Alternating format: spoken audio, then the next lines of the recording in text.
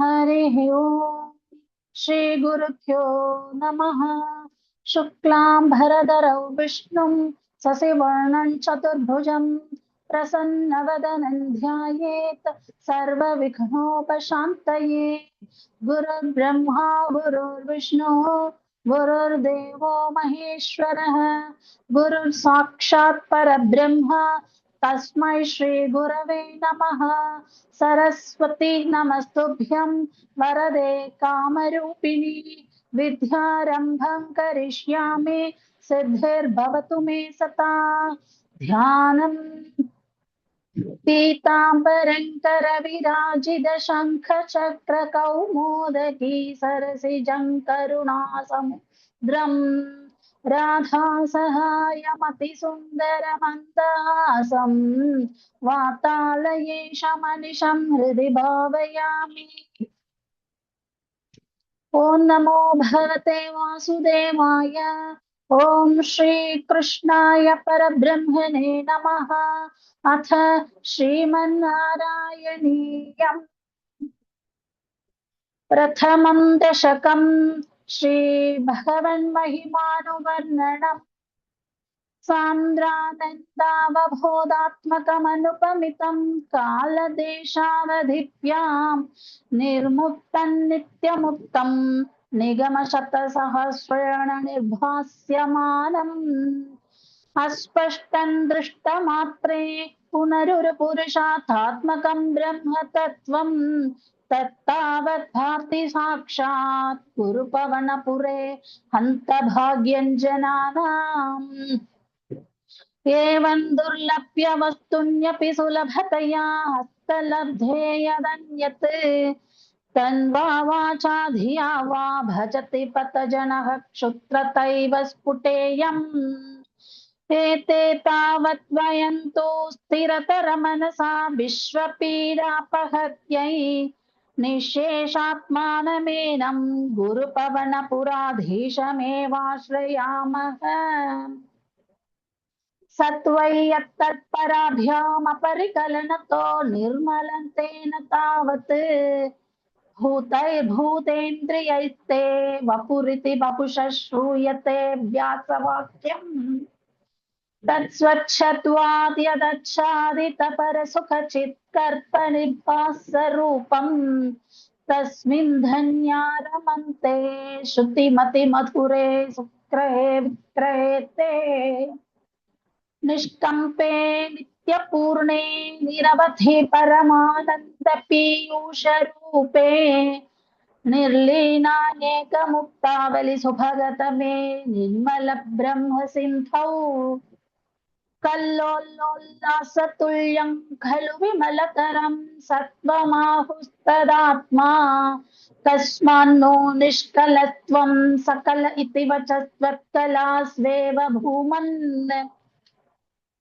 निर्व्यापारोऽपि निष्कारणमज भजसे यत्क्रियां ईक्षणाख्यां तेनैवोदेति लीना प्रकृतिरसति कल्पापि कल्पादिकाले तस्या संशुद्धमंशं कमपि तमतिरोधायकं सत्त्वरूपम् सत्त्वं धृत्वा दधासि स्वमहिमविभवा कुण्ठवैकुण्ठरूपम्। तत्ते प्रत्यग्रधाराधर ललितकलायावलीकेलिकारं लावण्यैकसारं सुकृतिजनदृशां पूर्णपुण्यावतारम् लक्ष्मी निःशङ्कलीलानिलयनममृतस्यन्थसन्दोहमन्तः सिञ्चत् सञ्चिन्तकानां वपुरनुकलये मारुतागारनाथ। कष्टाते सृष्टिचेष्टा बहुतर भवके दावः जीवभाजाम् इत्येवं पूर्वमालोचितमजितमया नैवमित्याभिजाने नो चेत् जीवा कथौ मथुरतरमिदं त्वत्त्वबुश्चित्प्रसार्द्रम् नेत्रैः श्रोत्रैश्च पीत्वा परमरससुधां भूतिपूरे रमेरन्। नम्राणां सन्निधत्ते सततमपि पुरस्तैरनभ्यर्थितान् कामानजस्रम् वितरति परमानन्दसान्द्राङ्कतिं च इत्थं निःशेषलभ्यो निरवधिकफलः पारिजातो हरे त्वम् क्षुत्रन्तं शक्रवाढी द्रुममपि लशति व्यर्थमत्तिव्रजोऽयम् कारुण्यात् काममन्यन्दतति खलु परे स्वात्मतस्त्वौ विशेषात् ऐश्वर्याधीशतेऽन्ये जगति परजने स्वात्मनोऽपीश्वरत्वम् त्वय्युच्चैरारमन्ति प्रतिपदि मथुरे चेतना स्फीतपाख्याः त्वञ्चात्मा राम एवेत्यतुलगुणगणाधार शौरे नमस्ते ऐश्वर्यं शङ्कराधीश्वर विनियमनं विश्वतेजोहराणाम् तेजस्संहारि वीर्यं विमलमपि यशो निःस्पृहैश्चोपगीतम् अङ्गा सता श्रीरखिलपितसि नत्वापि ते सङ्गमार्ता तत्त्वात्कागारवासिन्मुरहर भावच्छप्तमुख्याश्रयोऽसि इति श्रीमन्नारायणीये श्रीभगवन्महिमानुवर्णनं नाम प्रथमं दशकं समाप्तम् नारायणाखिल गुरो भगवन्नमस्ते नारायणाखिल गुरो भगवन्नमस्ते अथ द्वितीयं दशकं श्रीभगवत् रूपवर्णनम् सूर्यस्पर्शिकिरीटमूध्वतिलकप्रोत्थासि पालान्तरम् कारुण्याकुलनेत्रमात्रहसितोल्लासं सुनासापुटम् गण्डोत्यन्मकराभगुण्डलयुगं कण्ठोज्ज्वलत्कौस्तुभम् त्वत्रूपौ वनमाल्यहारपटल श्रीवत्सदीप्रं भजे केयूराङ्गदकङ्कणोत्तममहारत्नाङ्गुलीयाङ्कितः श्रीमत्बाहु च दुष्टसङ्गदगदा शङ्खारि पङ्खेरुहाम् काञ्चित् काञ्चन काञ्चिलाञ्छितलसत्पीताम्बरालम्बिनीम् आलम्बे विमलाम्बुजद्युतिपदामूर्तिं तवातिच्छिदम्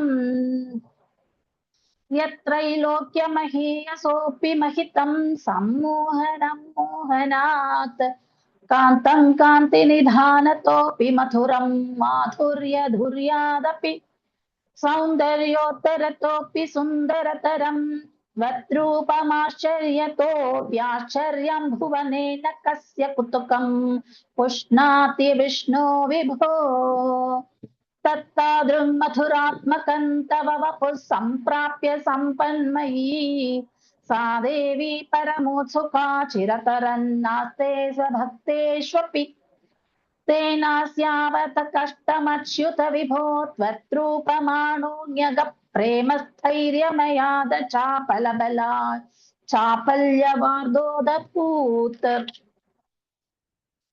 लक्ष्मीस्तावगरामणीयकहृतैवेयं प्रेष्वस्थिरे तस्मिन्नज्ञतपि प्रमाणमधुना वक्ष्यामि लक्ष्मीपते ये त्वद्धयानुगुणानुकीर्तनरसा सक्ता हि भक्ता जनाः तेष्वेषा वसति स्थिरैव दयितः प्रस्तावदत्तादरा एवं भूतमनुज्ञतानवसुधा निष्यन्त सन्दोहनम् त्वत्रूपं परचित्रसायनमयं चेतोहरं शृण्वताम् सत्यः प्रेरयते मतिं मदयते रोमाञ्चयत्यङ्गतम् व्यासिञ्चत्यपि शीतपाश्भविसरैरानन्दमूर्च्छोद्भवैः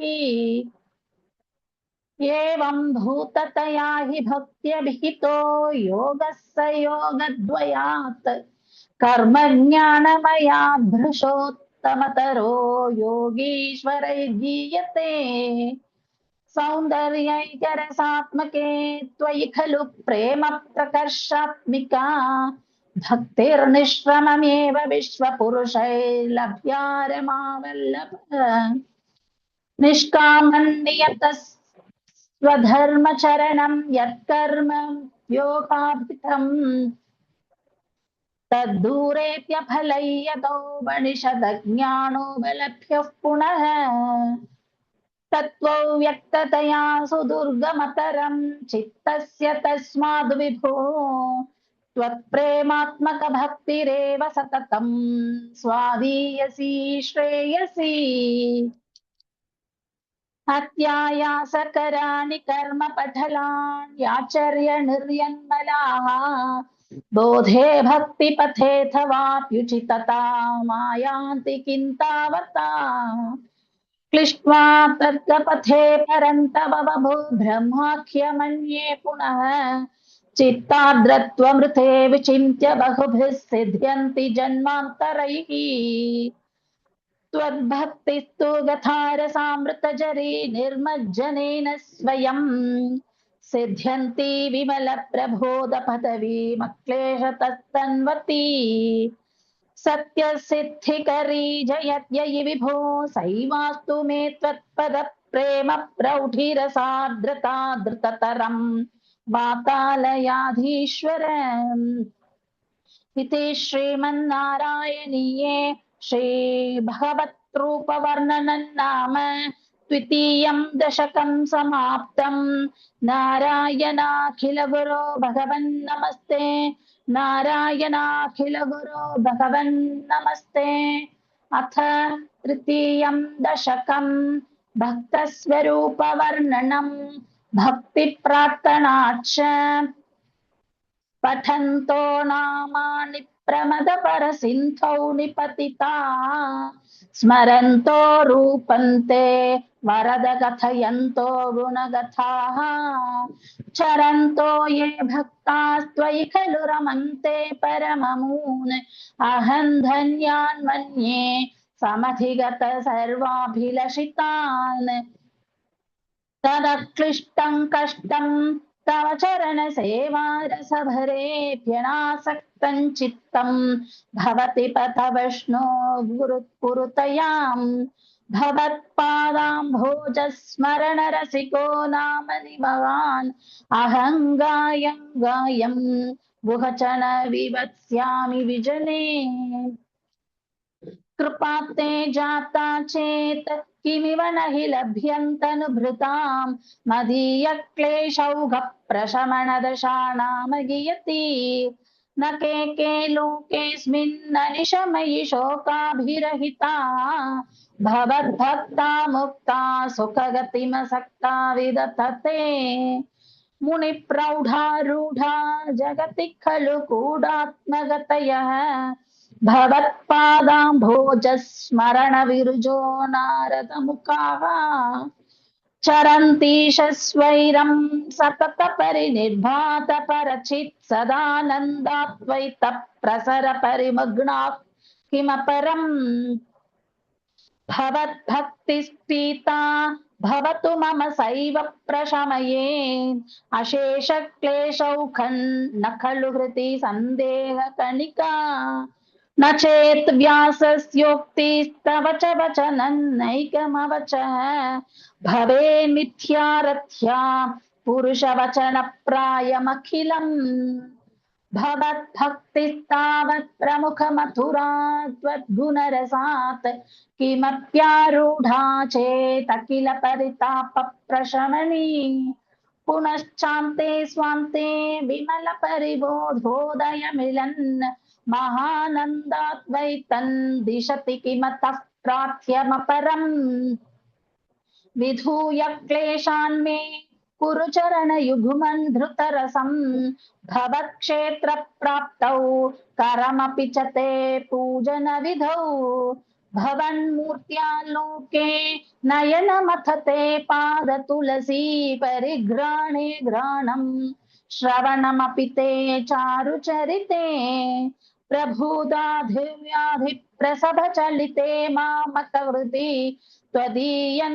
तद्रूपं परमसुखचिद्रूपमुदीयात् उदञ्चतुरोमाञ्चो गलितबहुहर्षाश्रुनिवः यथा विस्मर्यासं दुर्पशमपीडाबरिभवान् मरुत्केहाधीशत्वयि खलु पराञ्चोऽपि सुखिनः भवत्स्नेही सोऽहं सुबहु परितप्ये च किमिदम् अकीर्तिस्ते मा भूद्वरतगदभारं प्रशमयन् भवद्भक्तोत्तं सञ्झटिति कुरु मां कंसदमन किमुक्तैर्भूयोभिस्तव हि करुणा यावदुदीयात् अहं धावत्येव प्रहितविविधात् प्रलपितः पुरः क्लृप्ते पादे वरद तव नेष्यामि दिवसान्